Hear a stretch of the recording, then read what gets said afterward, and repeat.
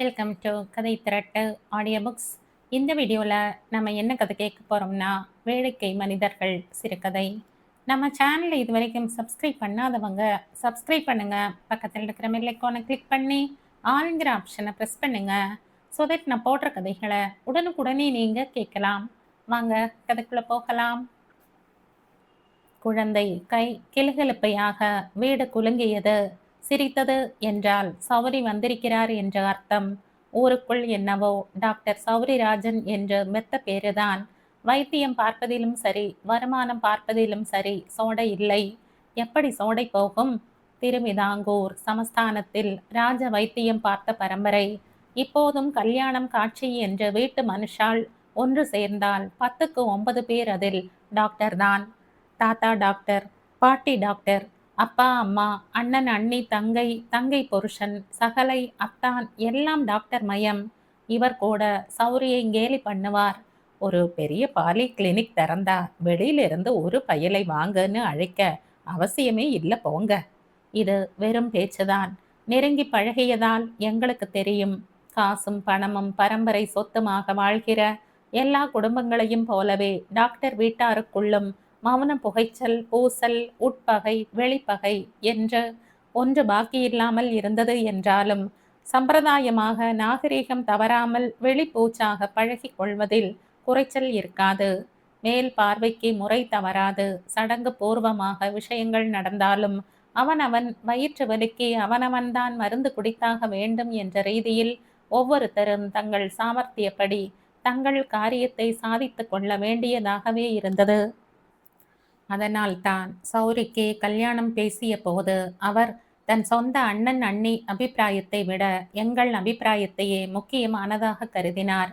பெண் பார்த்தலில் தொடங்கி பிள்ளையை தொட்டிலில் போடுவது வரை இவரை முன் வைத்துத்தான் சகல காரியங்களும். சௌரிக்கு ரம்யா வந்து வாய்த்தது அவருடைய உடன்பிறப்புகளின், முக்கியமாக மூத்தவர்களின் வயிற்றெரிச்சலை கிளப்பியது. பல விதங்களில் வெளிப்படையாகவே தெரிந்தது. குடும்ப வழக்கம் தவறாமல் ரம்யாவும் டாக்டருக்கு படித்திருந்தாள். போஸ்ட் கிராஜுவேஷன் வேறு. குழந்தை வைத்தியத்தில் டிப்ளமா. வெண் தாழையால் செய்து வைத்த தேகவாகு. பொரள பொரள தலைமுடி. விளக்கேந்தி நிற்கிற வெங்கல பதுமை மாதிரி தோற்றம்.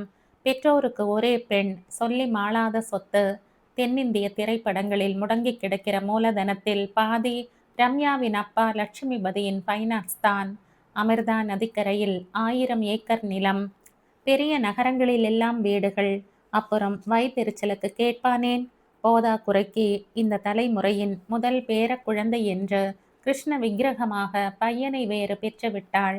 இத்தனைக்கும் நடுவில் சௌரி என்னவோ 10 வருடங்களுக்கு முன்னால் மருத்துவ கல்லூரி மாணவராக எங்களுக்கு அறிமுகமான போது இருந்தது போலவே இப்போதும் ஒரே கேலியும் கிண்டலும் கேளிக்கையுமாகவே இருந்தார். டாக்டராக செய்கிற தமாஷ் ஒரு பக்கம் இருக்க, அவருடைய நடவடிக்கைகளும் அவரை சூழ நடக்கிற விஷயங்களும் எங்களுக்கு படு வேடிக்கையாக இருக்கும். இருக்காதா பின்ன? அனுப்பம்பட்டில் சொந்த கிளினிக் வேலையை முடித்து கொண்டு ஒரு கோடியாக பயணம் பண்ணி கொண்டு காயலாங்கடைக்கு கூட பெறாத ஒரு மோட்டார் சைக்கிளில் எங்கள் வீட்டுக்கு பல் விளக்குவதற்காக வருவார். ஆமாம், பல் விளக்குவதற்காக. இந்த மர்மம் விடுபடவே 10 நாட்களுக்கு மேல் ஆனது எங்களுக்கு. நான் சிகரெட் குடிச்சேங்கிறது தெரிஞ்சா ரம்யா உசுரோடவே இருக்க மாட்டா. உள்ளங்கையில் வாயால் ஊதி டூத்பேஸ்ட் மணத்தை நுகர்ந்தபடி சொல்லும் டாக்டரை பார்த்து எப்படித்தான் சிரிக்காமல் இருப்பது? பள்ளி பிள்ளைகளுக்கே குடியும் கஞ்சாவும் சலித்து போய் பவுடரும் சுகரும் நாகரீகம் என்றிருக்கிற இந்த காலத்தில் சிகரெட் குடித்துவிட்டு நடுங்குகிற மனிதரை கண்டு வேறு என்ன செய்வது? உங்களுக்கு என்ன அண்ணி, தைரியமா பொண்ணு பார்க்க போன அன்னிக்கு சொல்லி தொலைச்சிருந்தீங்கன்னா தேவலை. ரம்யா ஒரு நாளைக்கு ஒரு தடவையாவது அவளோட அப்பா என்னை பத்தி என்னவெல்லாம் விசாரிச்சு நான் சிகரெட் கூட குடிக்காத நல்ல பையன்னு எனக்கு அவளை கட்டி கொடுத்துருக்காருன்னு அலட்டாத நாள் இல்லை. இந்த விஷயம் தெரிஞ்சதோ அழுதழுதே என்னை கொன்னுடுவா. டாக்டர் சட்டை பையையும் பேண்ட் பாக்கெட்டையும் உள்ளே வெளியே என்று கவிழ்த்து தட்டிவிட்டுத்தான் கிளம்புவார். சிகரெட் தூள் இருந்துவிடக்கூடாதாம். டாக்டர் மட்டும்தான் என்றில்லை. ஒரே மகளுக்கு துணையாக வீட்டோடு தற்காலிகமாக தங்கி இருக்கிற அவருடைய மாமனாரும் மாமியாரும் கூட அவரை போலவே வேடிக்கையாகவே எங்களுக்கு இருந்தார்கள். டாக்டரின் மாமியார் பள்ளி சிறுமியைப் போல நோட்டுகளையும் புத்தகங்களையும் வைத்து கொண்டு வீட்டு பாடம் எழுதி கொண்டிருந்தார். தபால் முறையில் படிப்பு. இது ஒன்றும் வேடிக்கை இல்லை.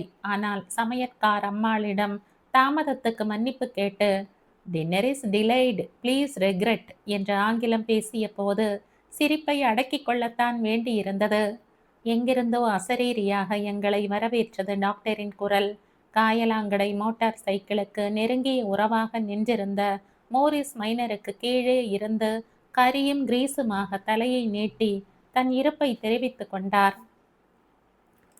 வாங்கண்ணே, ரம்யா குழந்தையை எடுத்துக்கிட்டு டாக்டர் கிட்ட போயிருக்குது, வந்துடும்.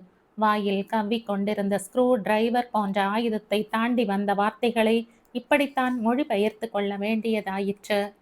என்ன சொல்றீங்க டாக்டர்? அவங்களே குழந்தை வைத்திய நிபுணராச்சே, அப்புறம் நீங்க வேற இருக்கீங்க.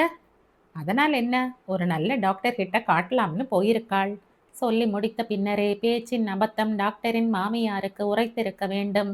அதாவது என்னன்னா, நேத்து ராத்திரி பூரா அந்த பையன் அழுத அழுகை இருக்கே, அதை பார்த்து சகிக்க முடியாம நான் அழ, என்னை பார்த்து ரம்யா அழ, ஒரே ரணகளம்தான். போங்கோ, நல்ல வேளையா ரம்யாவோட அப்பா ஊர்ல இல்ல, இல்லைன்னா அவரும் ஆரம்பிச்சிருப்பாரு.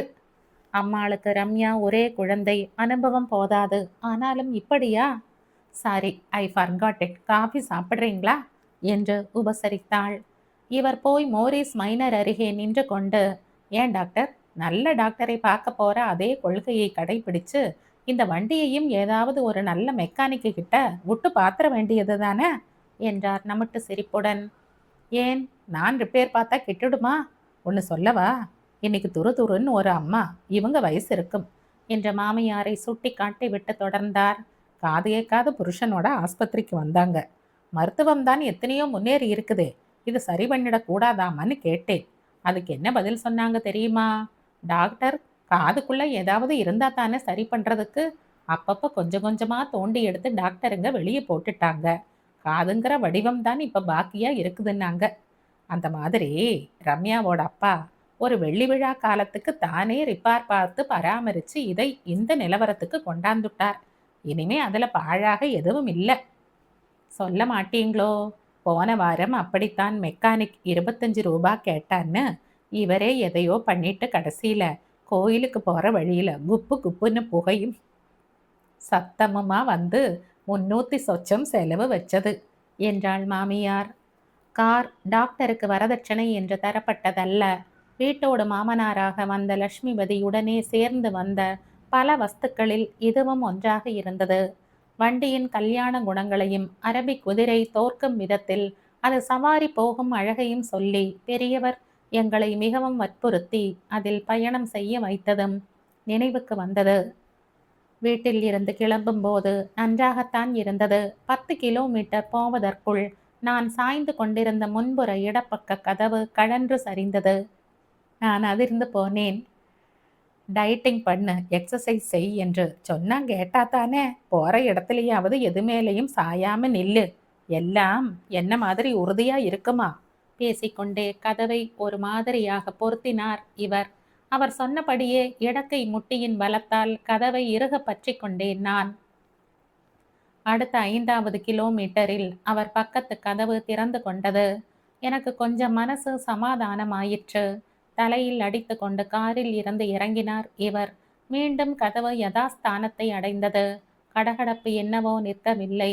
இவர் வலது கையால் ஸ்டீரியங்கையும் வலது முழங்கையால் மூடப்பட்ட கதவையும் பற்றியபடி பயணத்தை தொடர்ந்தோம். சற்று நேரம்தான் ஆகியிருக்கும். பெருத்த ஓசையுடன் டிக்கி திறந்து கொண்டது. அலிபாபாவின் மந்திர சொல் கேட்ட குகை பாறை போல டிக்கியின் கதவு தானாக மேலே எழுந்து வாய் பிளந்து நின்றது. கைக்கு கிடைத்த கயிறு, பழந்துணி எல்லாவற்றையும் சேர்த்து வெள்ளரி பழத்துக்கு பூன் போடும் பாவனையில் பார்சல் கட்டுவது போல் திறந்து கொள்ள முடியாதபடி காரை கட்டிவிட்டு பயணத்தை தொடர்ந்தோம். அப்பாடா, இனி கவலை இல்லை என்ற நிம்மதி பெருமூச்சு விட்ட வேளையில் படார் என்று திறந்து கொண்டது பேனட். அப்புறம் என்ன, கடைசியாக வண்டியை கட்டித்தான் இழுத்து வர வேண்டியதானது. சிந்தனையை கலைத்தது கேட்டின் க்ரீச் ஒலி. 2 கைகளிலும் கனத்த துணி பைகளை சுமந்து கொண்டு இரட்டை நாடி தேகம் வேர்த்து வழிய தஸ் புஸ் என்று மூச்சு விட்டு கொண்டு லட்சுமிபதி தான் வந்து கொண்டிருந்தார். என்ன அப்படி பார்க்குறீங்க? எவ்வளவு பெரிய பணக்காரன், ஒரு காரை எடுத்துக்கிட்டு வரக்கூடாதாண்ணா? அட, குறைஞ்சபட்சம் பஸ் ஸ்டாண்ட்ல இருந்து ஒரு ஆட்டோவாவது டாக்ஸியாவது வச்சுட்டு வரக்கூடாதாண்ணா? பெரியவங்க சேர்த்து வச்சுட்டு போன சொத்தையும் பணத்தையும் அப்படியெல்லாம் விரயமாக்கப்படாது. இப்ப பாருங்க, சிக்கனத்துக்கு சிக்கனம், எளிமைக்கு எளிமை, வாக்கிங் போனாப்பலையும் ஆச்சு. சொல்லிக் கொண்டிருக்கும் போதே பை வார் அருந்து பொத்தென்று விழுந்தது. டாக்டர் வீட்டில் இப்படியெல்லாம் நடப்பது சகஜம்தான். ரம்யா குழந்தையோடு வீடு திரும்பினாள். ஏதோ முக்கிய வேலையை மறந்துவிட்டு போன தினசில் பையன் போய் அலாரம் பீஸை எடுத்து கீழே போடப் போனான். டே டேய், பதறிக்கொண்டு வந்த டாக்டரை கை அமர்த்தி அவமதி அமைதிப்படுத்தினார் லட்சுமிபதி. உடைக்கட்டு மாப்பிள, வேற வாங்கிக்கலாம், தடுக்காதீங்கோ. அழ ஆரம்பிச்சிடுவான். அவங்க அம்மா வழக்கம் அவனுக்கு அப்படியே வந்திருக்கு. ஒவ்வொரு தடவையும் ரம்யா பரீட்சை எழுதிவிட்டு வருகிற வரை அவர் எப்படி கடும் பிரார்த்தனை செய்வார் என்றும், அப்படியும் ரம்யாவுக்கு பரீட்சை கடினமாகிவிட்டால் அவள் எப்படி இவருடைய பிரார்த்தனையை சரியில்லை என்று அழுது கதர்வாள் என்பதையும் பல தடவைகள் சொல்லி இருக்கிறாரே. பல்லை கடித்து கொண்டு நிராசையாக கண்களை இறுக மூடி திறந்தார் டாக்டர். அதற்கென்றே காத்திருந்தது போல் மியூசிக் ஹாரன் ஒலிக்க படகு கார் வந்து வாசலில் நின்றது. மடிப்பு கலையாத சஃபாரியும் பளபளக்கும் சூட்கேஸுமாக லட்சுமிபதியின் மேனேஜர் வந்து இறங்கினார். அந்த பாணியை கண்டு நாங்கள் அதிர்ந்து போனதை அவர் உணர்ந்திருக்க வேண்டும். சார், நான் பஸ்ல வந்திருக்கலாம், ஆனா அது ஐயாவுக்கு கேவலம் இல்லையா? இன்னாருடைய மேனேஜர் பஸ்ல போறாருன்னு 4 பேர் சொன்னா நல்லாவா இருக்கும்? 1000 ரூபாயா பெருசு, என்ன சொல்றீங்க என்று புன்னகைத்தார். யாரும் பேசவில்லை. டாக்டர் வீட்டில்தான் எதுவும் நடக்குமே. கல்கி தீபாவளி மலர் இதழில் 1994ஆம் ஆண்டு வெளிவந்த சிறுகதை இது. இந்த கதை உங்களுக்கு பிடிச்சிருந்தா லைக் பண்ணுங்க, ஷேர் பண்ணுங்க, சப்ஸ்கிரைப் பண்ணுங்க.